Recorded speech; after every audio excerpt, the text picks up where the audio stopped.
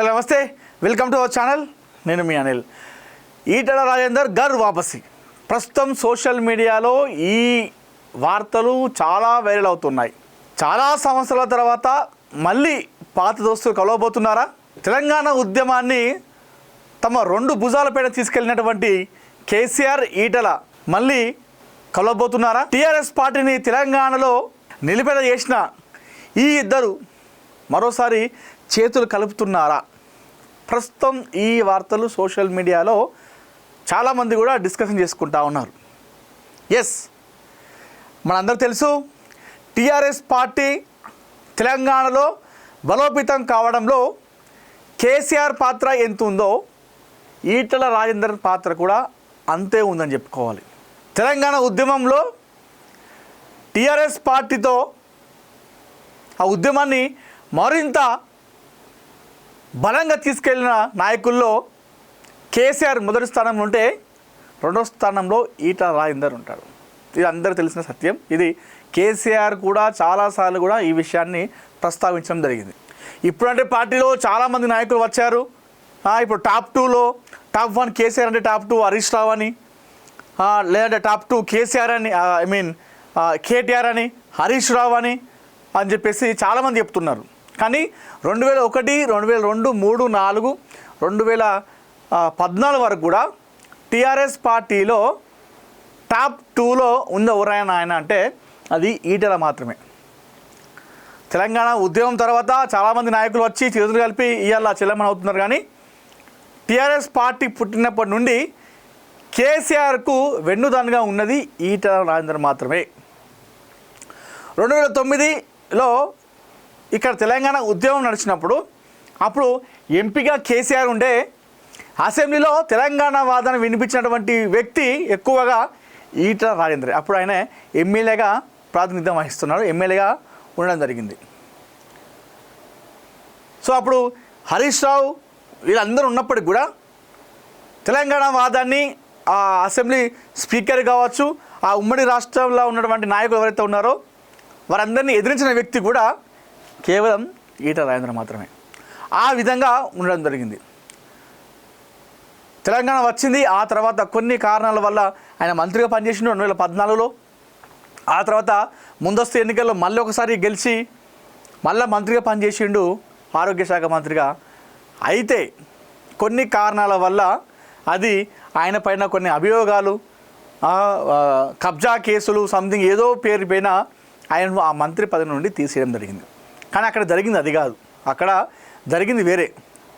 ఈటెల రాజేందర్ కేసీఆర్తో కొన్ని విషయాల పట్ల ఆయన విభేదించిండు. కేసీఆర్ నిర్ణయాల పట్ల ఆ టైంలో ప్రభుత్వం కొన్ని నిర్ణయాల పట్ల ఆయన వ్యతిరేకించిండు. ఈ విషయాల్లో అటు కేసీఆర్కి అదేవిధంగా ఈటెలకు మధ్య విభేదాలు వచ్చినాయి. ఇది అందరూ తెలిసిన విషయమే. ఆ కారణం చేతనే ఆయన మంత్రి పదవి నుండి బర్తరఫ్ చేయడం జరిగింది. అనంతరం ఆయన పార్టీకి రాజీనామా చేసి, ఎమ్మెల్యే కూడా రాజీనామా చేసి బీజేపీ పార్టీలో జాయిన్ అయ్యిండు. బీజేపీ నుండి ఎమ్మెల్యేగా కూడా గెలవడం జరిగింది. అప్పటి హుజరాబాద్ ఉప ఎన్నికల్లో ఈటెలను ఓడించడానికి చాలా రకాలుగా ప్రయత్నం చేసింది అప్పుడు టీఆర్ఎస్ పార్టీ. అది ఒప్పుకోవాల్సిన విషయమే. ఎందుకంటే సో ఈటెల అంటే టీఆర్ఎస్కి బలం ఉందా, ఈటెలకు బలం ఉందా చూద్దాం అన్నట్టుగా సాగిన ఎన్నికలు, ఉప ఎన్నికల్లో అక్కడ ఈటెల గెలిచిండు ఆ హుజరాబాద్ కాన్స్టిట్యున్సీలో. ఆ టైంలో డబ్బు పరంగా కావచ్చు, అన్నిటి పరంగా టీఆర్ఎస్ పార్టీ చాలా రకాల ప్రయత్నం చేసింది. దళిత బంధు అనేటువంటి పథకాన్ని కూడా తీసుకొచ్చింది కేవలం ఈటెలను ఓడించడానికే. దళిత బంధు పథకం పెట్టింది కేవలం ఈటెలను ఓడించడానికే. దళిత బంధు పథకం పెడితే దళిత ఓట్లన్నీ కూడా బీఆర్ఎస్ పార్టీకి పడతాయి. అప్పుడు శ్రీనివాస్ యాదవ్ ఉప ఎన్నికల్లో పోటీ చేసిండు టీఆర్ఎస్ నుంచి. ఆయనే గెలుస్తాడు, ఈటెల ఓడిపోతాడు అంటే ఆ రకంగా తీసుకున్నారు ఈ ఉప ఎన్నికని టీఆర్ఎస్ పార్టీ. అప్పుడు ఆయన కూడా గెలిచి చూపించిండు. ఆ తర్వాత ఈటెల రాజేందర్ బీజేపీ పార్టీలో జాయిన్ అయ్యిండు. ఆ తర్వాత ఎన్నికల్లో హుజరాబాద్లో ఎమ్మెల్యే ఓడిపోయి ఎంపీగా అక్కడ మల్కాజ్గిరి నుండి గెలిచిండు బీజేపీ నుండి. అయితే బీజేపీలోకి వెళ్ళిన తర్వాత ఈటెలకు సరైన ప్రాధాన్యత ఇవ్వట్లేదు, ఈటెలను గుర్తించట్లేదు. ఏదైతే టీఆర్ఎస్ పార్టీలో ఉన్నప్పుడు ఈటెలకు ఉన్నటువంటి పేరు బీజేపీ పార్టీలో వెళ్ళిన తర్వాత రాలేదన్న విషయం అది నిజమే. టీఆర్ఎస్ పార్టీలో ఉన్నప్పుడు ఆయన పేరు కానీ ఆయన గుర్తింపు కానీ చాలా ఉండేది. అది ఇందాక నేను చెప్పినట్టు టాప్ 1 టాప్ 2లో ఈటెల పేరు వినిపించేది. ఇప్పుడంటే చాలామంది వచ్చారు, చాలామంది పేర్లు వినిపిస్తున్నాయి, కానీ అప్పుడు కేసీఆర్ తర్వాత ఎక్కువ వినిపించిన పేరు ఈటెలదే. కేటీఆర్, హరీష్ రావు పేరు కూడా చాలా కిందకి వినిపించేది. ఈటెల తర్వాతనే టాప్ 2లో ఆయన ఉండేవాడు. అయితే బీజేపీలోకి వెళ్ళిన తర్వాత బీజేపీ భావజాలం కానీ ఈటెల భావజాలం కానీ కంప్లీట్ డిఫరెంట్. ఆ పార్టీలోకి వెళ్ళిన తర్వాత అయితే ఆ పార్టీలో కొంతమంది ఆయనను ఎదుర్కోకుండా చేస్తున్నారన్న వాదన, ఆయనకు పదవులు రాకుండా చేస్తున్నారన్న వాదన, ఆయన తొక్కేస్తున్నారనే వాదన కూడా మనం బయట విన్నాం. కొంతమంది బీజేపీ నాయకులు ఈటెల రాజేందర్ ఈ పార్టీలో జాయిన్ అయితే సో ఆయనకే ఎక్కువ బలం పెరుగుతుంది, ప్రాధాన్యత వస్తాయని చెప్పేసి ఆయన పైన కొన్ని విమర్శలు, కొన్ని నెగిటివ్ ట్రోల్స్ కూడా చేయడం జరిగింది. అది కూడా చాలాసార్లు ఆయన అధిష్టానం దగ్గర చాలాసార్లు మీడియా ముందు కూడా చెప్పాడు. అయితే ఇలాంటి నేపథ్యంలో ఒకసారి కేసీఆర్ గారు మాట్లాడుతూ అప్పుడు ప్రభుత్వంలో ఉన్నప్పుడే ఆయన బీజేపీలోకి లేపిన తర్వాత ఏదో విషయంలో మాట్లాడుతూ మా సోదరుడు ఈటెల రాజేందర్ గారు అని చెప్పేసి సంబోధించి మాట్లాడడం జరిగింది. అప్పుడు అందరూ కూడా గర్ వాపస్ అని చెప్పేసి టీఆర్ఎస్ ఎమ్మెల్యేలు మొత్తం కూడా అసెంబ్లీలో ఉన్నటువంటి ఆ బెంచ్లను కొడుతూ వాళ్ళు ఆ విధంగా పలకడం జరిగింది. ఆ తర్వాత ఎన్నికల్లో బీఆర్ఎస్ పార్టీ ఓడిపోయింది, కాంగ్రెస్ ప్రభుత్వం వచ్చింది. అయితే ఇలాంటి నేపథ్యంలో కాళేశ్వరం ప్రాజెక్టు పైన అటు విమర్శలు చేస్తూ ఉన్నారు ప్రతిపక్షాలు మొత్తం కూడా, బీజేపీ కానివ్వండి, కాంగ్రెస్ కానివ్వండి. కాంగ్రెస్ పార్టీ అయితే మొత్తం నాశనం చేసిండు కాళేశ్వరం ప్రాజెక్టు కట్టి, అది కేవలం కాంట్రాక్టర్లకు జేబులు నింపడానికి తప్పితే అది జనాలకు వచ్చింది ఏమి లేదు, కొన్ని కోట్ల కుంభకోణం జరిగింది, నిర్లక్ష్యంగా కట్టిరు అని చెప్పేసి కాంగ్రెస్ పార్టీ దానిపైన ఎన్నిసార్లు విమర్శలు చేసినా కూడా అటు బీఆర్ఎస్ పార్టీలో ఏదైతే ఆ కౌంటర్ ఉందో బీఆర్ఎస్ పార్టీ కంటే ఈటెల రాజేందర్ ఇచ్చిన కౌంటర్ కాంగ్రెస్ పార్టీకి చాలా అప్పుడు వైరల్ అయింది. ఎందుకంటే బీఆర్ఎస్ పార్టీ వాళ్ళ నాయకుడు కాబట్టి, అధినేత కాబట్టి తప్పు చేసినా చేయకపోయినా వాళ్ళు కౌంటర్ ఇస్తారు, అది కామన్. కానీ బీఆర్ఎస్ పార్టీలో ఆయనను అంత దారుణంగా అవమానించి బయటకు పంపించినా కూడా కాళేశ్వరం ప్రాజెక్టు పైన ఈటెల రాజేందర్ గారు ఎన్నిసార్లు మీడియా సమావేశం పెట్టినా కూడా ఆ మీడియా సమావేశంలో కేసీఆర్ కాళేశ్వరం ప్రాజెక్టులో ఎలాంటి అవినీతి లేదు, అది కాంట్రాక్టర్ కోసం కట్టింది కాదు, కేసీఆర్ని నేను ఏకీభవిస్తా కాళేశ్వరం విషయంలో, కేసీఆర్ తప్పేమి లేదు అని చెప్పేసి కుండ బద్దలు కొట్టేసిండు. అంటే మామూలుగా మనం ప్రతిపక్షంలో ఉన్నా కూడా ఇతర పార్టీల నేతలు ఒకళ్ళు రైట్ చేసినా కూడా మనం ఈ పార్టీలో ఉన్నాం కాబట్టి ఈ పార్టీకి అనుగుణంగా మనం అతను కరెక్ట్ చేసినా తప్పు అని చెప్పేసి మాట్లాడతారు, అది కామన్ ఏ పార్టీ అయినా సరే.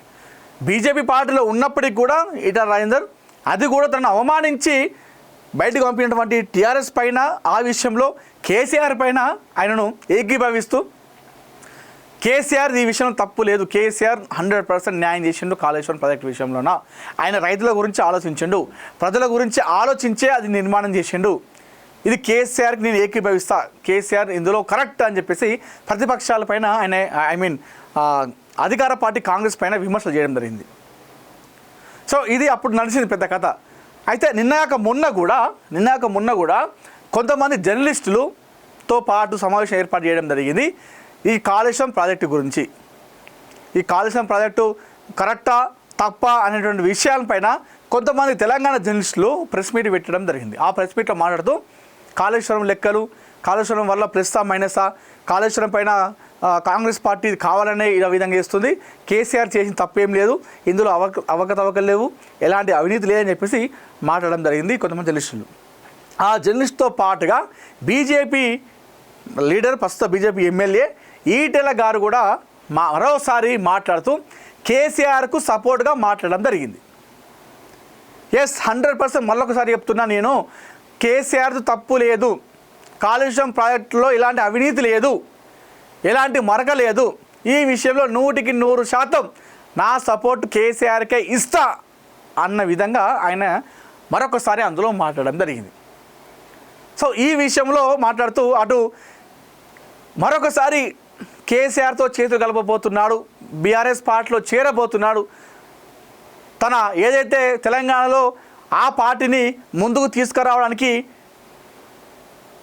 ఆయన పాత్ర కృషి మరవలేనిది. సో ఈ నేపథ్యంలో ఇటు బీజేపీ పార్టీలో ఆయనకు పొసగట్లేదు, ఆయనకు పదవులు రాకుండా చేస్తున్నారు, ఆయన బీజేపీ పార్టీలో తొక్కేస్తున్నారు. వీటన్నిటిపైన విసిగిపోయినటువంటి ఈటెలకు మరొకసారి ఘర్ వాపసీతో మరొకసారి తన రాజకీయ అరంగేట్రం చేసినటువంటి బీఆర్ఎస్ పార్టీలో చేరబోతున్నారు. మరొకసారి ఆయన బీఆర్ఎస్ పార్టీలో జాయిన్ కాబోతున్నారు. వీళ్ళిద్దరు కలిస్తే ఏదైతే ఈటెల, అదేవిధంగా మీరు ఇక్కడ చూసుకోవచ్చు కూడా ఫోటోలు, గతంలో వీళ్ళున్న ఫోటోలు కూడా ఈటెల అదేవిధంగా కేసీఆర్ వీళ్ళిద్దరు కలిస్తే వీళ్ళ దోస్తానా అంతా ఇంత కాదు. రాజన్న అని చెప్పేసి పిలుస్తాడు. ఏదున్నా కూడా మా రాజేంద్ర గారు చూసుకుంటారు, మా రాజన్న చూసుకుంటాడు అని చెప్పేసి ఆ విధంగా గౌరవం ఇస్తాడు. అలాంటి గౌరవం బీజేపీ పార్టీలో లేదు, అలాంటి ప్రాధాన్యత బీజేపీ పార్టీలో లేదు. ఇది మనందరం తెలిసిందే. అయితే ఇలాంటి నేపథ్యంలో ఈ కాళేశ్వరం ప్రాజెక్టు పైన కేసీఆర్కు సపోర్ట్ చేస్తూ మాట్లాడము, ఈ విషయంలో కేసీఆర్ది తప్పు లేదు అని చెప్పేసి మాట్లాడడం పైన మరొకసారి ఈ క్లిప్ ఏదైతుందో దాన్ని పట్టుకొని అందరూ కూడా బీఆర్ఎస్ పార్టీలో జాయిన్ కాబోతున్నారు. మరొకసారి ఇద్దరు మిత్రులు కలవబోతున్నారు. వీళ్ళిద్దరు కలిస్తే తెలంగాణలో మరొకసారి ఉద్యమాలు కావచ్చు, పోరాటాలు కావచ్చు, ప్రతిపక్షాల నాయకుల మీద అధికార పార్టీ పైన బలంగా ముందుకెళ్ళొచ్చు అని చెప్పేసి చాలామంది కూడా మాట్లాడుకుంటున్నారు. బీఆర్ఎస్ నాయకులు, శ్రేణులు చాలామంది కూడా ఇది కోరుకుంటున్నారు. దాంతోపాటుగా కొంతమంది ఈటెల అనుచరులు కూడా, ఆయన అభిమానులు కూడా ఇదే కోరుకుంటూ ఉన్నారు. సోషల్ మీడియాలో దీన్ని వ్యక్తం చేస్తూ ఉన్నారు. సో మీరేమనుకుంటున్నారు? ఒకవేళ అటు ఈటెలగా రాజేందర్ కానీ అదేవిధంగా కేసీఆర్ ఇద్దరు కూడా కలవబోతున్నారా? కాళేశ్వరం ప్రాజెక్టు పైన కేసీఆర్కు ఈటెల సపోర్ట్ చేయడం మనం ఏ విధంగా చూడొచ్చు? కేవలం అది న్యాయబద్ధంగా ఉంది కాబట్టే సపోర్ట్ చేస్తున్నారా, లేదా దీని వెనకాల బీఆర్ఎస్ పార్టీలో చేరబోతున్నాడు కాబట్టి ఇలాంటి వ్యాఖ్యలు ఈటెల చేస్తూ ఉన్నారా? ఒకవేళ ఈటెల కనుక మరొకసారి ఘర్ వాపసి అయితే, బీఆర్ఎస్ పార్టీలో చేరితే బీఆర్ఎస్ పార్టీకి మరింత బలం చేకూరనుందా? వచ్చే ఎన్నికల్లో అధికారం చేపట్టవచ్చా? ఈటెల రాజేందర్ బీఆర్ఎస్లో చేరితే బీఆర్ఎస్ కార్యకర్తలకు, నాయకులకు మరింత జోష్ వచ్చే అవకాశం ఉందా? లేదంటే ఈటెల చేరే విషయంలో బీఆర్ఎస్ పార్టీలో మరి ఇతర నాయకులు ఏమనుకుంటారు? ఆయన వస్తే కేసీఆర్ గారు ప్రాధాన్యత మాకు ఇవ్వడం అనేటువంటి భయం వాళ్ళలో ఉందా? ఒకవేళ ఈటెల బీఆర్ఎస్ పార్టీలో చేరితే మరి అక్కడ హుజరాబాద్లో బీఆర్ఎస్ పార్టీ నుండి గెలిచినటువంటి కౌశిక్ రెడ్డి పరిస్థితి ఏంటి వచ్చే ఎన్నికల్లో? మీరేమనుకుంటున్నారో మీ అభిప్రాయాన్ని కామెంట్ రూపంలో తెలియజేయండి.